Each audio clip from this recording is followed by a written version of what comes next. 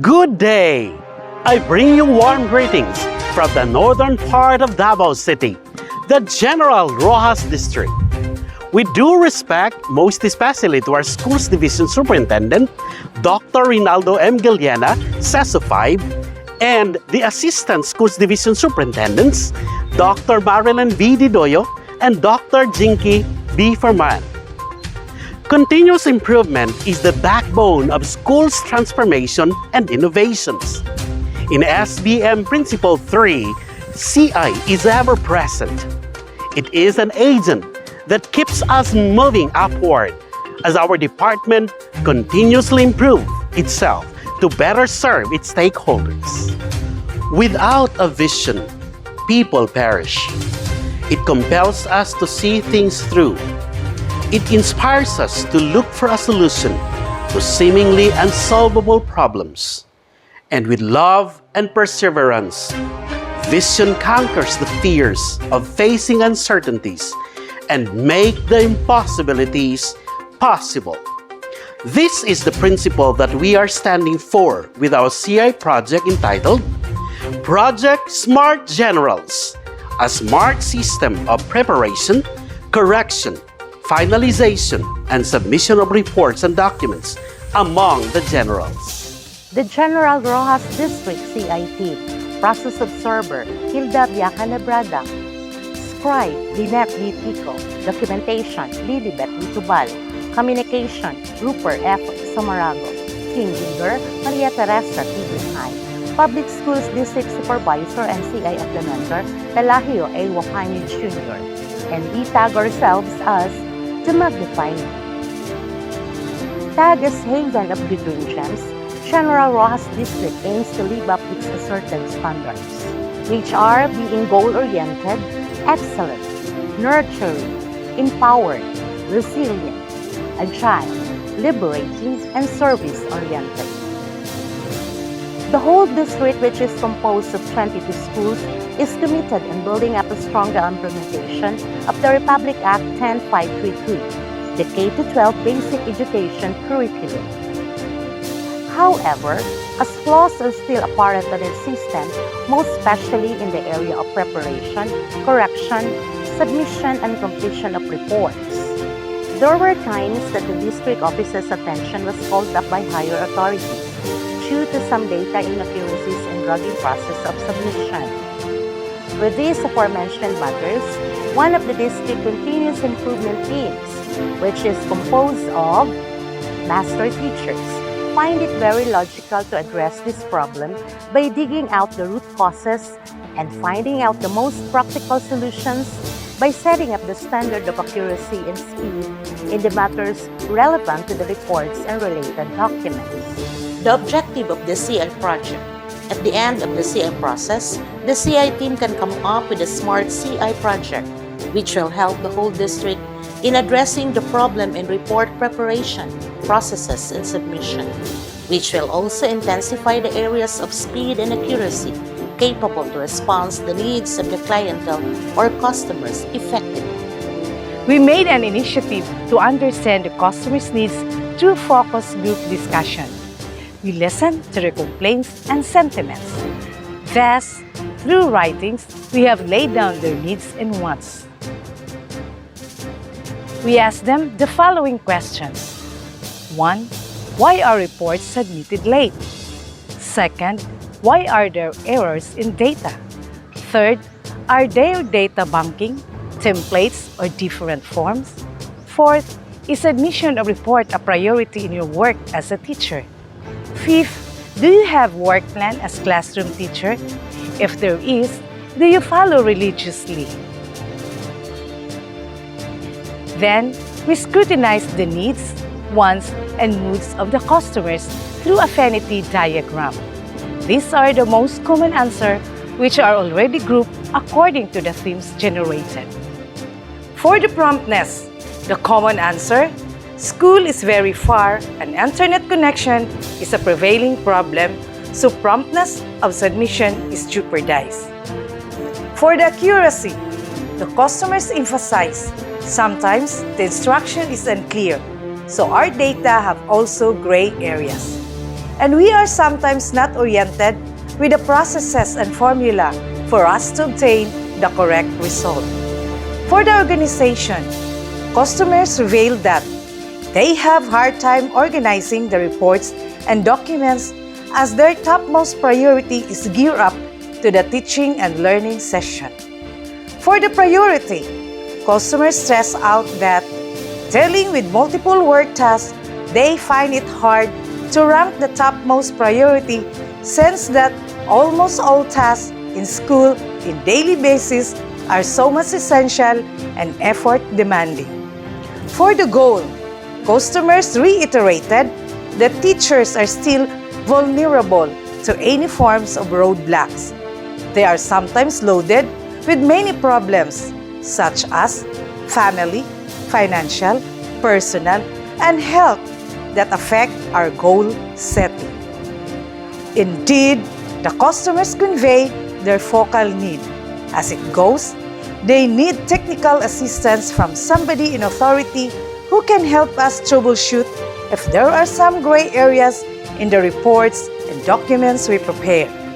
On the other side, they also convey that they want a definite system or guide when they are preparing and finalizing the reports as to avoid delays and errors. For the SIPOC of this project, the suppliers are the district coors, school coors, and teachers. The input is a smart system of reports and documents preparation, correction, finalization, and submission.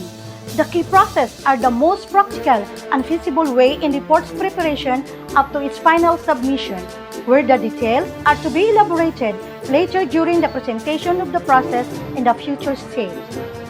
The output is the accurate and speed up submission of reports. Meanwhile, the clients are the district office, division office, and some other relevant offices.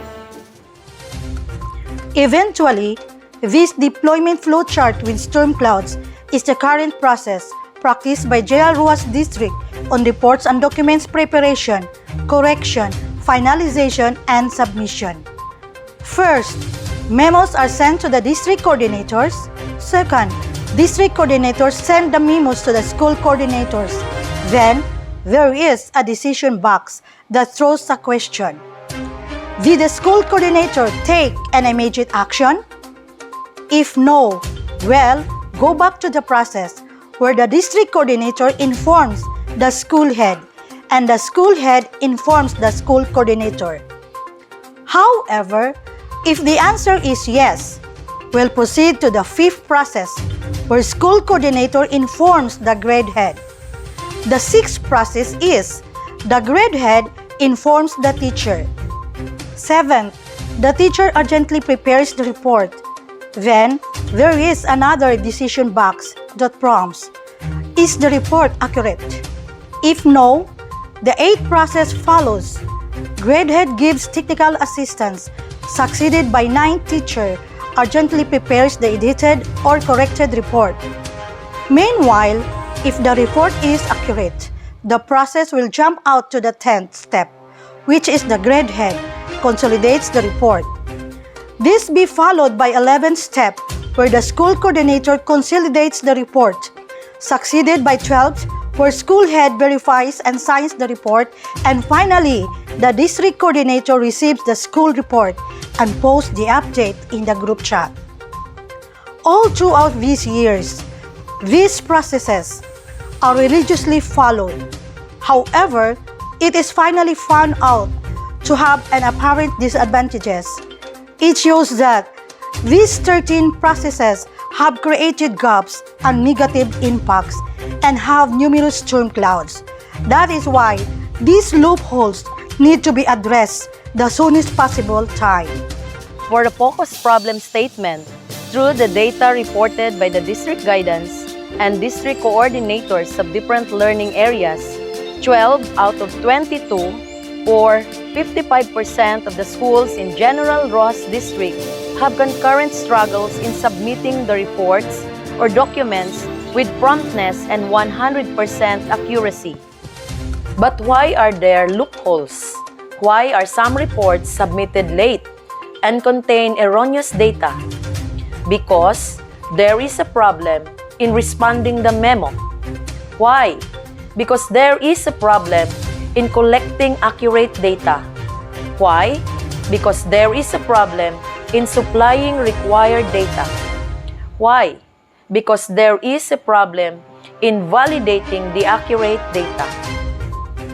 On the other hand, the second strand also reasons out that there is a difficulty in weighing the data and the given memo to be congruent.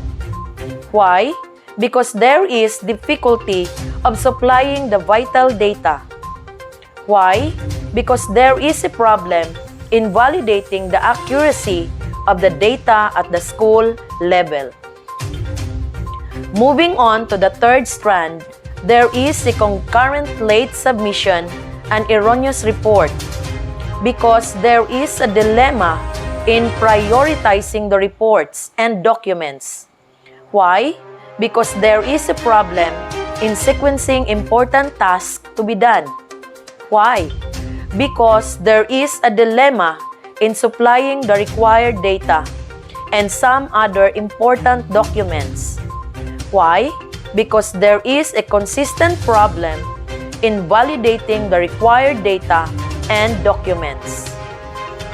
In order to find out the validity of the root causes, the process owners conducted another survey to prove the veracity of the why diagram's result. And based on the answer generated from the customers, the root cause is valid. Result discloses that out of 64 responses, only 36 respondents, or 56%, testified that the reports are always validated at school level before they are submitted to the higher offices.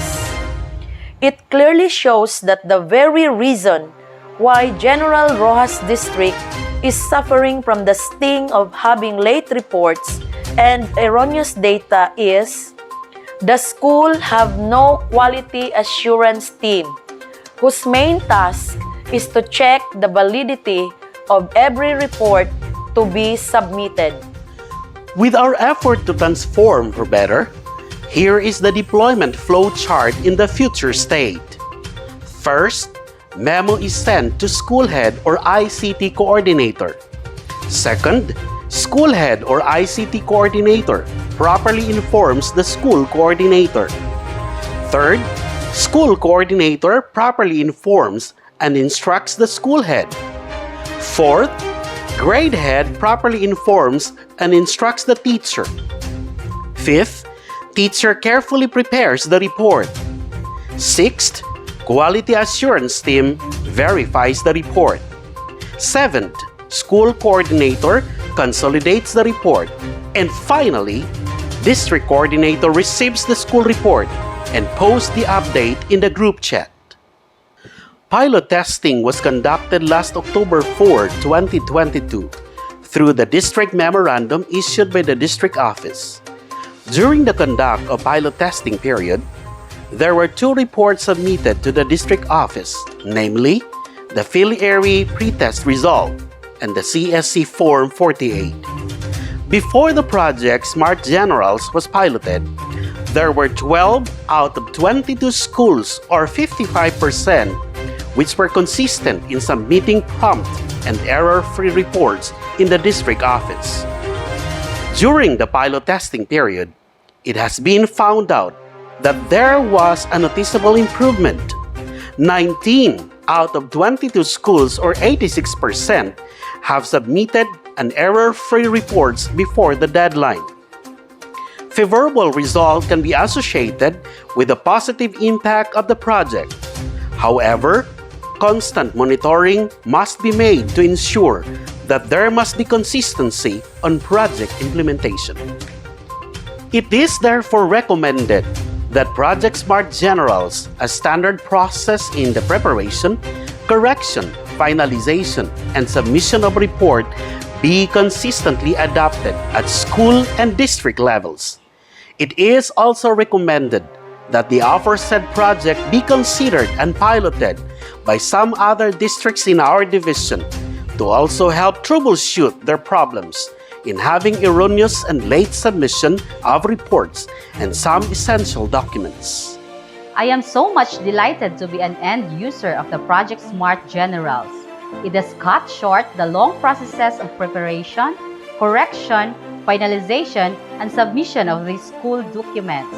For sure, my stress are lessened, and I would have more quality time for myself and my family as well.